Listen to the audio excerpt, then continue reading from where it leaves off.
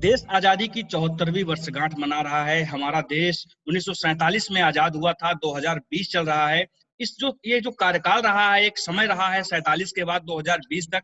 इस दौरान हमारे देश ने बहुत विकास किया है, तमाम क्षेत्रों में हमारे डेवलपमेंट हुआ है हमारे देश का, चाहे वो रक्षा का क्षेत्र रहा हो या बिजनेस सेक्टर रहा हो। तमाम ऐसी जगह, ऐसे क्षेत्र रहे हैं जिसमें हमारे देश ने एक मुकाम हासिल किया है। इन सब मुद्दों पर बात करने के लिए आज हमारे साथ प्रसिद्ध वित्त विशेषज्ञ प्रोफेसर अमरजीत सिंह खालसा साहब हैं। हम उनसे बात करेंगे कि क्या रहा है ये जो जर्नी रही है 1947 से 2020 तक की, इसमें हमारे देश की अचीवमेंट्स क्या रही हैं।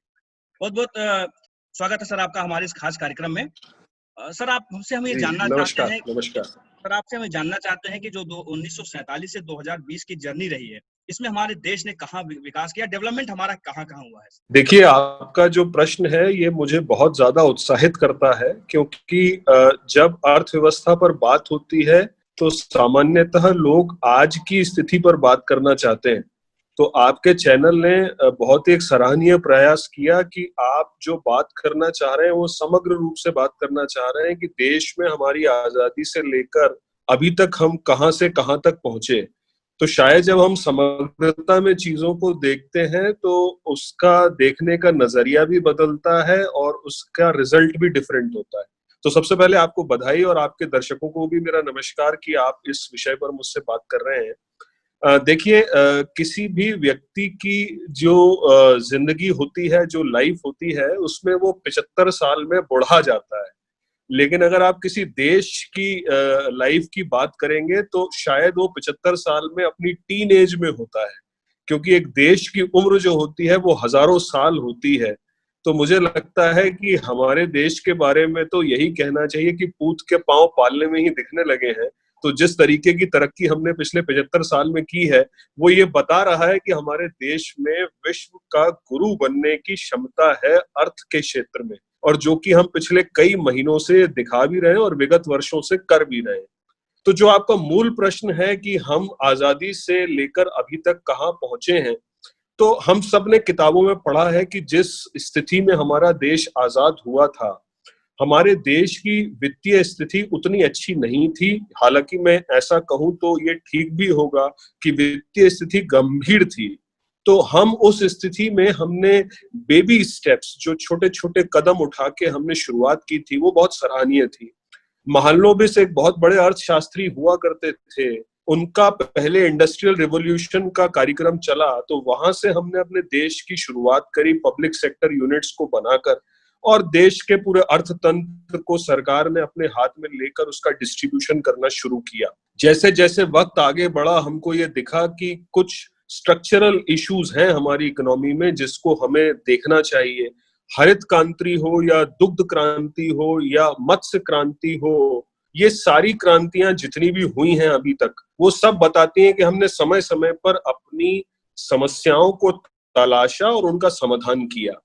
अगर मैं बात करूं जो आज युवा है, अगर वो समझना चाहता है तो मैं बहुत पीछे ना जाकर उसको 1992 से 92 से लेकर चलूंगा, क्योंकि वो इस उम्र में इस चीज को समझ सकेगा। 1992 में 1992 में हमारे देश में एक बहुत बड़ा चेंज आया, जहां पर हमने जिस तरीके से सरकार के कंट्रोल में बिजनेस की शुरुआत की थी, और शायद उस वक्त वो ठीक भी होगा, उसका हमने अंत किया और 92 में हमने अर्थतंत्र को पूरी तरीके से निजी क्षेत्र के लिए भी खोला। निजी क्षेत्र के साथ साथ हमने इसको पूरी दुनिया के लिए भी खोला, और जिससे जो रिजल्ट्स हमारे सामने आए हैं, शायद उसका नतीजा है कि आज हमारी अर्थव्यवस्था इतनी मजबूत हो चुकी है। लेकिन अगर आप किसी भी अर्थतंत्र को समझना चाहेंगे तो आप ये नोटिस करेंगे कि कभी भी रिफॉर्म्स जो होते हैं उनकी उम्र बहुत ज्यादा लंबी नहीं होती है। ये एक कंटिन्यूअस प्रोसेस है, लगातार चलने वाली प्रक्रिया है, जिसको हमने ये देखा कि 2014 के बाद इसमें एक और गति ने पकड़ा, और 2016 जिसको मैं कहता हूं सेकंड जनरेशन ऑफ रिफॉर्म्स हमारे देश में आए, जबकि हमने नोटबंदी करी, और नोटबंदी करने के बाद हमने अपनी पूरी अर्थव्यवस्था को फॉर्मल इकोनॉमी की तरफ ले जाने की कोशिश करी, जो कि एक बहुत बड़ा कदम था, है और रहेगा।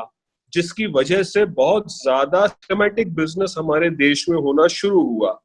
लेकिन अगर आप अपनी इकोनॉमी को फॉर्मल करना चाहेंगे डीमोनेटाइजेशन की मदद से, तो आपको दूसरा रास्ता भी लेके आना पड़ेगा कि आपको अपनी कर प्रक्रिया को सरल करना पड़ेगा, जैसे कि आपका व्यापार उसको अपना सके और फॉर्मल स्ट्रक्चर में आ सके। तो बाद में 2017 को मैं कहूंगा कि तीसरा जनरेशन ऑफ इकोनॉमिक रिफॉर्म्स हुआ जीएसटी के फॉर्मेट में, जहां पर हमने जीएसटी टैक्स रेट एक देश एक टैक्स को लगाकर बिजनेस को करना बहुत आसान किया। और 2017 से ही हमने एक नई बयार को शुरू किया कि हमारे देश में सिर्फ नौकरी ही ना ढूंढी जाए, नौकरी देने वाला युवा भी पैदा हो। और एक स्टार्टअप कल्चर को हमने शुरुआत किया 2018 से, जिसका बैकग्राउंड जो है वो डीमोनेटाइजेशन और जीएसटी से बन चुका था।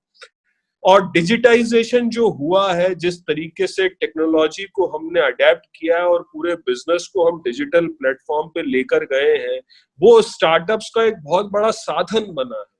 और स्टार्टअप्स का बिजनेस अगर आप मॉडल देखेंगे तो कोई भी स्टार्टअप आप ले लीजिए, मेजर मॉडल जो है उनका फिक्स्ड कॉस्ट पर बेस नहीं है, वो कोई लागत नहीं लगाते, वो पूरा का पूरा बिजनेस डिजिटल माध्यम से करते हैं, जिसमें वेरिएबल कॉस्ट का इन्वॉल्वमेंट हो और फिक्स्ड कॉस्ट का इन्वॉल्वमेंट ज्यादा ना हो। चूंकि हमारे देश में एक बहुत बड़ा, जिसको कहते हैं स्ट्रॉन्ग पॉइंट, हमारी पॉपुलेशन ही है, हमारी जो जनसंख्या है, वही हमने उस जनसंख्या को कन्वर्ट कर दिया है कंज्यूमर बनाकर। जब किसी देश की जनसंख्या कंज्यूमर बन जाती है, तो आप समझ सकते हैं कि आत्मनिर्भर भारत का नारा तभी आ सकता है। और वो नारा बिल्कुल सही समय पर आया। और अब हमारे लिए ये अगला स्टेप ऑफ स्ट्रक्चरल रिफॉर्म्स जो मैं देख रहा हूं, वो यही है कि हमें आत्मनिर्भर बनना है, जिसका मतलब कई लोगों ने पूरी तरीके से समझा नहीं है। मैं आपके माध्यम से अपने दर्शकों को ये बताना चाहूंगा, आत्मनिर्भर भारत का मतलब ये कतई नहीं है कि हमारा दुनिया के साथ व्यापार बंद हो जाए और हम अपने दरवाजे बंद कर लें। नहीं, आत्मनिर्भर भारत का मतलब ये है कि हम अपनी जरूरतों के लिए तो सामान बनाए ही बनाए, पर उस सामान की क्वालिटी इतनी अच्छी हो कि हम पूरी दुनिया में भी उसको बेच पाए। ये है असली तौर पर आत्मनिर्भर होना। और यही मुझे लगता है दिशा भारत सरकार की भी है और जिसके रास्ते पर हम चल चुके हैं। अंत में आज भी हमारे प्रधानमंत्री महोदय ने जिस तरीके से और वित्त मंत्री महोदय ने जिस तरीके से टैक्स रिफॉर्म्स की बात करी है, तो मुझे लगता है कि अब मिडिल क्लास व्यक्ति के लिए आने वाले टाइम में बहुत कुछ होने वाला है, जिसकी मदद से, टैक्स रिफॉर्म्स की मदद से उसकी जेब में थोड़ा ज्यादा पैसा आएगा, जिसको बचाकर वो खर्च करेगा और इस अर्थव्यवस्था को और ऊपर ले जाएगा। मूल में अंत में मैं ये कहना चाहूंगा कि अभी जो कोरोना काल में, पैंडेमिक में जो पूरी दुनिया में महामारी फैली हुई है, उसमें जिस तरीके से भारत अपनी अर्थव्यवस्था को संभाल रहा है, पूरी दुनिया को ये अपना एक मॉडल बता रहे हैं। बहुत बहुत धन्यवाद सर, हमसे जुड़ने के लिए और तमाम बातें हमसे शेयर करने के लिए।